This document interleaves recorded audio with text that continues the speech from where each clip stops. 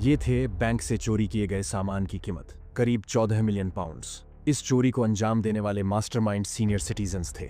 जिस एज में लोग रिटायरमेंट लाइफ जीते हैं और अपना ज्यादातर टाइम घर पर बिताते हैं, उस एज में सीनियर सिटीजन्स के गैंग ने लंदन की सबसे बड़ी वॉल्ट की रॉबरी की थी। और सबसे ज्यादा हैरानी वाली बात तो ये थी कि इस पूरे गैंग के सबसे छोटे मेंबर की एज थी 60 साल। वहीं इस गैंग के सबसे बड़े मेंबर की एज थी 86 साल। इन सभी गैंग के मेंबर्स ने इस चोरी को इतनी सफाई और चालाकी से किया कि किसी के लिए भी ये गैस कर पाना बहुत ही मुश्किल था कि इस चोरी के पीछे सीनियर सिटीजन्स का हाथ हो सकता है। पुलिस ने इस पूरे गैंग को पकड़ने के लिए जो तरीका अपनाया वो बहुत ही शॉकिंग था, क्योंकि गैंग के किसी भी मेंबर्स को इस बात की भनक तक नहीं लगी कि पुलिस उनके पीछे है। तो आखिर कौन थे ये चोर, कैसे उन्होंने इतनी बेहतरीन चोरी को अंजाम दिया और कैसे ये पुलिस के हाथ लगे? ये अपने आप में बहुत ही हैरत अंगेज और एक्साइटिंग कहानी है।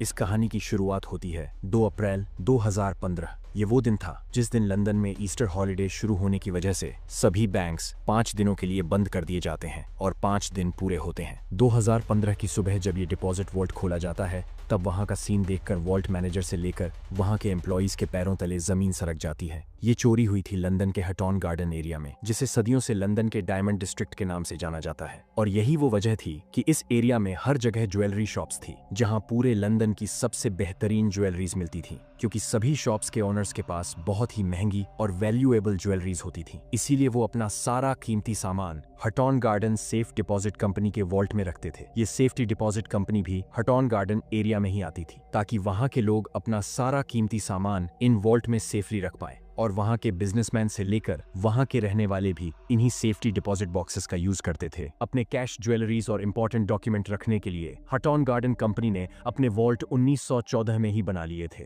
जिसकी सिक्योरिटी फीचर्स इतने ज्यादा स्ट्रॉन्ग थे कि इस वॉल्ट को तोड़कर अंदर घुसना लगभग इम्पॉसिबल था। हटॉन गार्डन कंपनी अपने क्लाइंट से ये दावा करती थी कि उनके वॉल्ट को तोड़ना नामुमकिन है, मगर सीनियर सिटीजन्स के गैंग ने इस कंपनी के सारे दावों को झूठा प्रूफ कर दिया और उस चोरी को अंजाम दिया, जिसके बारे में ना तो कभी हटॉन गार्डन के बिजनेसमैन ने सोचा था और ना ही हटॉन गार्डन कंपनी ने। इस गैंग में 6 लोग शामिल थे, जिसमें सबसे पहले मेंबर का नाम था ब्रायन लीडर, जो इस पूरे प्लान का मास्टरमाइंड था। ब्रायन पहले भी एक बड़ी चोरी को अंजाम दे चुका था और उसका क्रिमिनल रिकॉर्ड था। दूसरे मेंबर का नाम था टैरी पर्किंस। ये इस चोरी में शुरू से लेकर अंत तक शामिल था। टैरी पर्किंस 1983 में सिक्योरिटी एक्सपेंसेस की कैश वैन को लूट चुका था, जिसे लंदन की हिस्ट्री की सबसे बड़ी कैश लूट भी कहा जाता है। तीसरे गैंग मेंबर का नाम था जॉन कॉलिंस। प्रोफेशनल चोर हुआ करता था। जॉन ही वो गैंग मेंबर था जो चोरी के दौरान बाहर खड़ा होकर नजर रखता था और चोरी के बाद वैन को चलाता था। चौथे गैंग मेंबर का नाम था